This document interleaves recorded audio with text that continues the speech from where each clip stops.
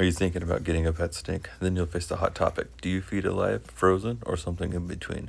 There's a lot of debate. I'm going to break it down clearly so you can decide what's best for your snake and what's best for you. A good majority of snakes will take frozen. Keep in mind there are some that are a little bit more stubborn than others, but with a little bit of effort, you can convince them. Sometimes it's a little bit harder. Some quick ways to warm up your frozen pals is letting it defrost in your fridge overnight or on the counter. Warm water to warm it up. Blow dryer also works. Microwaving, you might have a new colorful microwave on the inside by the time you're done with that. And if none of those really suit you, you can always just throw it in the dryer. But keep in mind, when you go with frozen, you want to make sure the body's nice and soft because you don't want the inside of the rodent to still be frozen because it can break some teeth. Some of the pros, it's safer. The rat, the rodent, whatever you're feeding, cannot bite the animal back that you are currently feeding it to. It's more humane. It's already dead. It's not going to feel any pain. My favorite part is you can buy them in bulk, keep them in the freezer, and then boom, you're golden. If you only have one snake, you buy 10 of them, dude, that's 10 weeks of feeding. Some places it's illegal to feed live, so they have to buy dead. Only cons I can think of is if a snake refuses, then that rat goes to waste. You can't refreeze them. I mean, you can, it's just not recommended. Some people don't like frozen rats in their freezer with their food. Then you have to buy it at second freezer.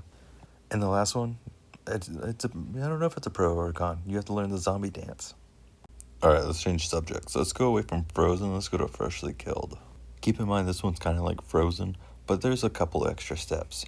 Either A, you have to kill the rat, or B, the person you're buying it from has to kill it for you. And if you're buying it off of someone else and they're killing it for you, how long is it going to take you to get that rat to your place to feed it to your snake? Keep that in mind. If you're freshly killing it, it's more natural warmth and it has a scent. Freshly killed prey is still warm, smells like more live prey, which will help picky eaters accept the food, which also can help them transition over to frozen at some point as well. And again, it's safer than feeding live because the animal is already dead, so that is a solid pro. Some of the cons, like I said earlier, you have to kill it or someone has to kill it for you. They have a short shelf life. One of the pros, if they do refuse it, it's a freshly killed rat. You can just stick it in the freezer, save it for another time.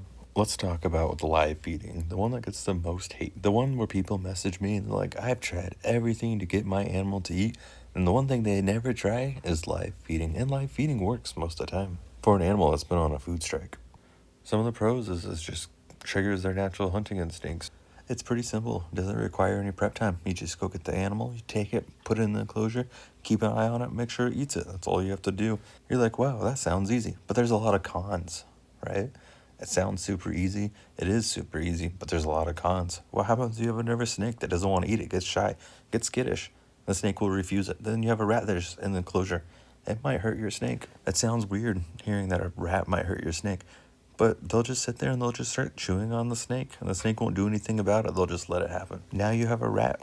Now you have to take care of a rat, or you have to find someone else that's willing to take the rat off your hands. I don't know if you ever dealt with rats before, but when they get out, they're a real pain to catch because they're scared and they are running for their lives. Or if they bite you, that hurts. I've been bitten by a rat once. But anyways, does not feel great. If you consider yourself as a sensitive person, they squeal, dude. Like when the snake takes them, they squeal and it's loud and it lasts for a few seconds. So you have to listen to that too. And during that squealing period, they're doing everything to get away from that snake. They're not going to be able to get away because the snake will wrap up around them, but they're scratching, and if they can bite, they will bite. Most of the time, they can't bite because of the way it's angled, but they'll still try. We'll just keep it simple like that. That's Miss Butter in this whole video. She's just eating some fish. She seems happy. She's doing her thing. If you guys have any questions, drop them below, I guess. We'll see how that goes because, life is life and life is life.